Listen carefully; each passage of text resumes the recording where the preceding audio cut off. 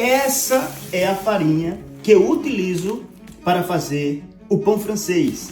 Farinha 65, passando algumas dicas para você ter um pão francês bem pestanado, amarelinho da cor de manteiga e bem estraladiço, bem crocante, ok? A primeira dica que eu deixo para todos os padeiros, para você ter um pão bem pestanado, você primeiro deve ter obrigatoriamente uma garrafinha dessa, um borrufador, chamamos esse. Você vai fazer isso antes de cortar o pão. Você deve fazer isso. Por quê? Porque ao sair da estufa ou ao sair do armário, sempre os pães vai estar com uma pele, com uma crosta. E para você tirar essa crosta que está em cima do pão, você deve utilizar o borrufador. Vai borrufar o pão dessa maneira, ok? Em todos os pães.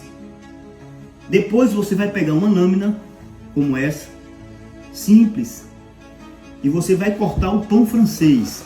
Qual a maneira correta de cortar o pão francês?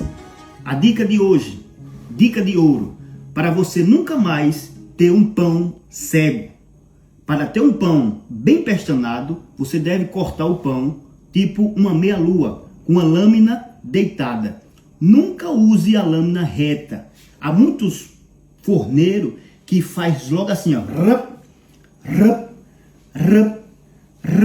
a forma mais errada que muitos forneiros usam para cortar o pão francês. É assim, ó, ok? Não se deve fazer isso. Você deve cortar o pão francês um por um, com a lâmina deitada, ó. Com a lâmina deitada, ó.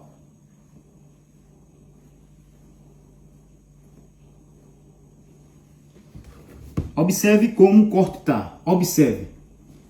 O corte tá tipo uma meia-lua. Observe como o corte do pão está. O corte não está reto. O corte do pão não está reto. Então você deve deitar a lâmina. Aqui já não pode mais jogar água. Aqui já não pode mais jogar água. Por quê? Porque se você jogar água agora, vai abrir o pão.